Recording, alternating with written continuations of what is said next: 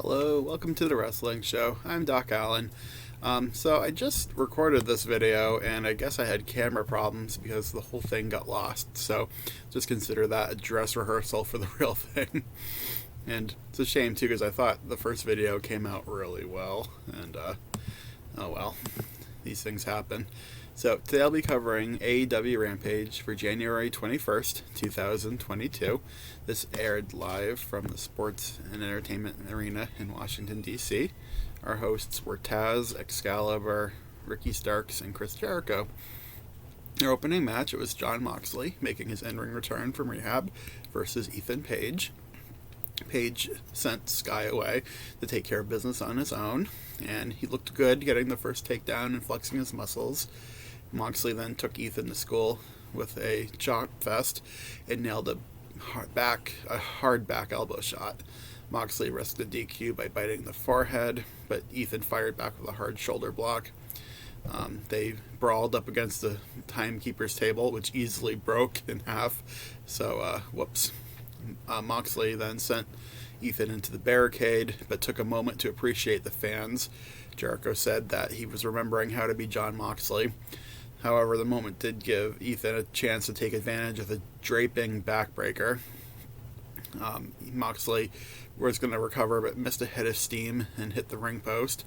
They wrestled through commercials. When they came back, Moxley blocked the Ego's Edge and nailed a pair of German suplexes. Ethan blocked the third German, so Moxley countered with a rebounding straightjacket German. They stumbled through a slugfest. Moxley absorbed a big boot and it blasted a lariat. Ethan answered with a brainbuster for a good 2 count. Moxley used a low bridge to set up an elbow suicida, which is basically a suicide dive but with an added elbow shot thrown in. Moxley then came back to hit the bulldog choke, and Ethan faded out for the submission at 10 minutes, 18 seconds. Now, I saw a lot of criticism of this match, saying that Moxley looked like he had ring rust and that he looked off, and there was some concern that he might not be ready for a long match at the GCW pay-per-view on Sunday, but I didn't see any of that. I thought Moxley looked just as mean as the last time we saw him, and he looked a lot healthier, leaner, quicker. I thought this was a really good comeback match for Mox. I gave it 3 stars. Afterwards, Moxley hit Ethan with the paradigm shift, just because, and as he was leaving, Bryan Danielson showed up in his exit tunnel to give him a potentially sarcastic applause. Jurassic Express then spoke to the camera in a video promo. Jungle Boy said that Billy Gunn has always been a salty old bitch for as long as he's known him, so it doesn't surprise him that his little ass boys are as entitled and sour as he is. They will not wrestle the Gun Club, but they will stomp their heads into the ground. So, good to see some shade coming from the usually overly nice Jurassic Express group. So then we had Nick Jackson with Matt Jackson and Brandon Cutler versus Trent Beretta with the Best Friends posse. As you might remember, this was supposed to be a tag team match, but it appears that Rocky Romero is unavailable for some mysterious reason, which may or may not have anything to do with COVID. But you know what? Trent has looked really good since coming back, and all of his matches have been bangers, and this was no exception. And even though I saw Nick Jackson take some criticism for needing half the match to get his legs back under him, I thought this match had a well planned narrative, and they played it out really well. I didn't think there were any slip-ups as far as like the athleticism factor goes. Now, since Trent has a surgically repaired neck, it's easy to say that every match he has for the time being is going to have the conveniently built-in story of the heel working over that recently repaired neck. Then this was the case too. And I think because these guys are such good friends and they have such a high level of trust in each other, they really tore into each other. Like, everything in this match looked snug. Like, all the suplexes were really tight. All the lariats were just super brutal looking.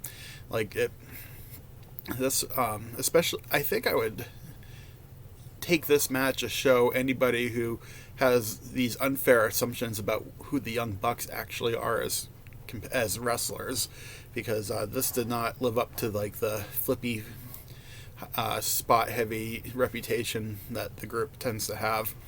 And that's not to say that there weren't any flips in the match.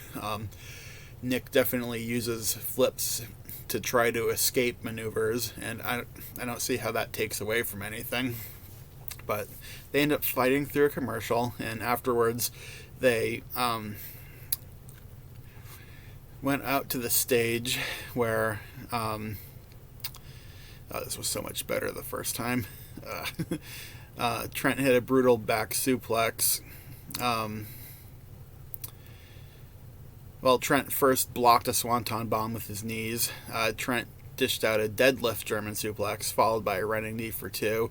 Nick then tried to flip away, but Trent hit him with a spear at ringside. Trent then hit a brutal back suplex, a tornado DDT for 2.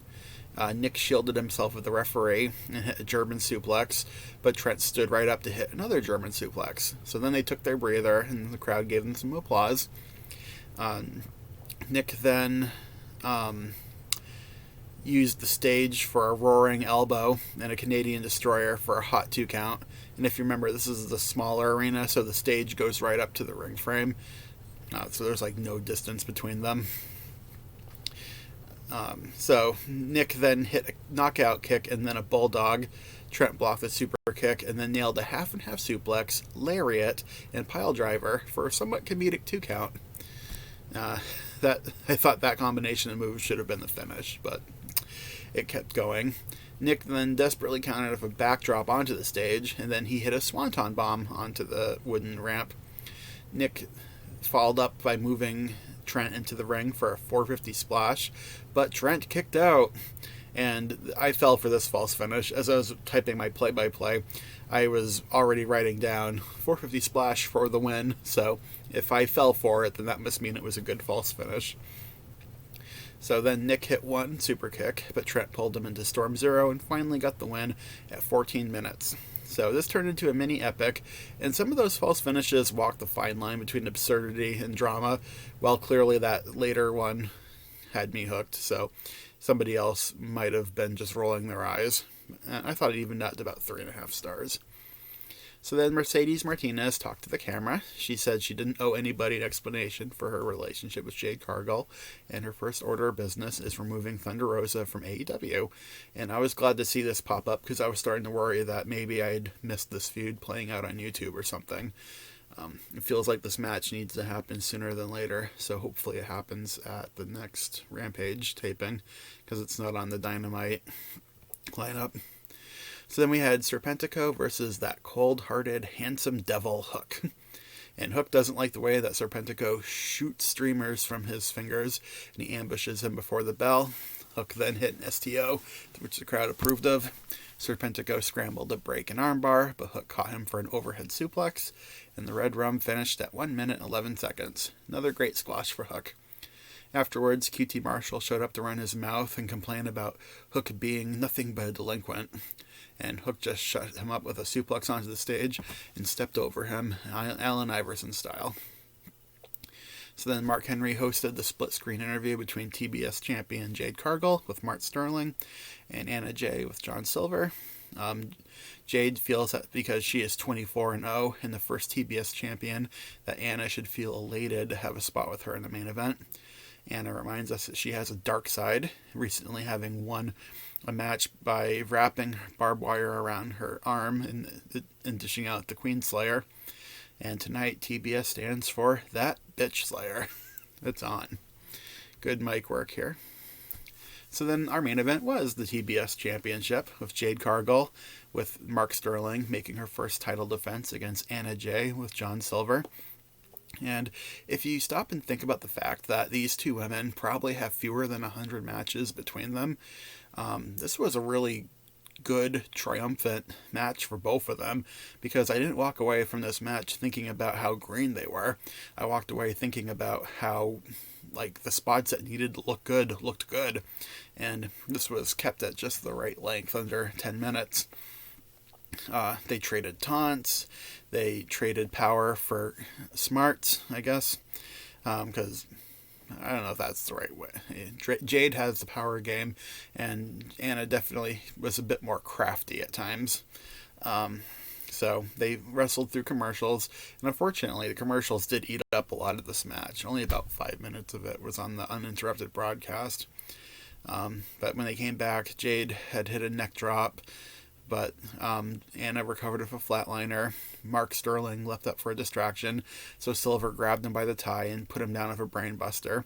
In that chaos, the crowd was sensing an upset, and Anna pulled Jade into a backslide for 2, but Jade leapt up for a pump kick. Anna blocked Jaded and applied the Queenslayer, and of all the talk that they were giving that move after she did finish a match with it, with the barbed wire, that really gives this hold some extra levity. The fans were reacting to it like, oh, it's the Queenslayer. So she's gotten that finisher over pretty quickly. And Jade had to fight tooth and nail to escape from it. Anna reapplied the hold from the top rope, which gave Jade the opportunity to counter into an excellent one-armed powerbomb. Jade ended the match with Jaded at 8 minutes 43 seconds. And again, this was a really well-constructed match. It didn't expose how green either women really are, and they both wrestled beyond their experience. So, triumphant match, all things considered. 3 stars. Final thoughts. If you want an hour full of 3-star matches, this is the show for you. This was also a noteworthy episode thanks to Moxley's in-ring return and Jade's first title defense. Check it out on your DVR, because I know you haven't watched it, because nobody watches this show live. So, I give this a recommendation. So that was Rampage for this week. Just a couple news items. It came out this week that Lio Rush is a free agent after all. I'd been wondering why he was no longer part of the Dante Martin angle, and I got my answer. I guess his contract is up in February, so he's going to be part of the GCW pay-per-view in the Grab the Brass Ring ladder match.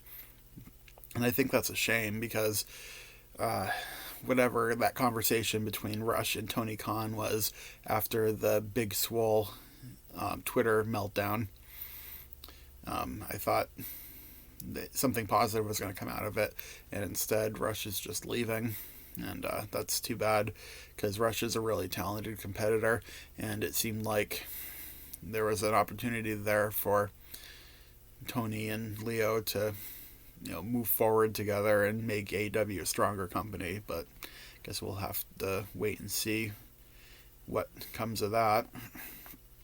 Also, Mustafa Ali has requested his release from WWE, and so far has not been given it, which feels absurd considering that WWE has been just, cold-heartedly firing trainers and coaches and talent left and right for that, lousy budget cuts excuse. And you'd think that, if they can't afford to pay people like Braun Strowman or Bray Wyatt, or even, newly hired coaches like Alice in Danger, then, hey, wouldn't it be great to save some more money and get off of Ali's contract, whatever that might be? But no, they're keeping him seemingly out of spite. I guess they had pitched an idea of a character for Ali that he just flat out rejected. So there's some bad blood there between him and the higher ups in the company. And I've seen some people going on about, well, Ali signed a contract, so what, he's not going to honor his contract? What, you think wrestlers should just be able to get out of their contract whenever? And that's not really fair, because WWE have already, with their practices over the, since the pandemic, really, of just firing everybody left and right. I mean, they're the ones who've already made their contracts to be complete jokes. So, with the context of, we can't afford Bray Wyatt's contract, it's like, what, so you just gotta keep a mid-card guy around who you weren't going to use in a positive, meaningful way anyway? So that makes my head hurt, and I also don't like seeing all the people rushing out to defend poor WWE because, it's a bad faith argument to say, like, oh, come on, we gotta honor contracts. If honoring contracts were so important, then we wouldn't have to go through the song and dance every time where it's like, WWE has come to release so-and-so, and if they, work really hard and are super nice to us, maybe we'll be so kind to bring them back someday, because, the narrative they want is that everybody's just dying to be there, and those who are there are so lucky. And anyway, really makes me, if you're new to my channel, you've probably noticed that I have not covered any WWE shows yet, and this is why. I don't really feel good about the company, and I hardly watch anything from them, and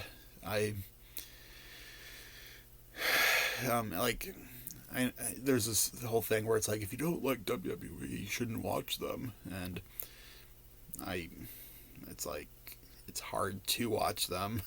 It's harder to not discuss them, because whether I like it or not, they're still the top wrestling company in the world, and wrestling is my main hobby and interest, so inevitably they're going to come up in my conversations, and inevitably I do have to kind of keep an eye on what's going on over there. So anyway, thanks for watching. Don't forget to click that subscribe button, because if I do get 100 subscribers, I will have to watch SmackDown again. And you guys trust me. If I have to review SmackDown, you're going to see a side of me that you haven't seen yet. It should be funny.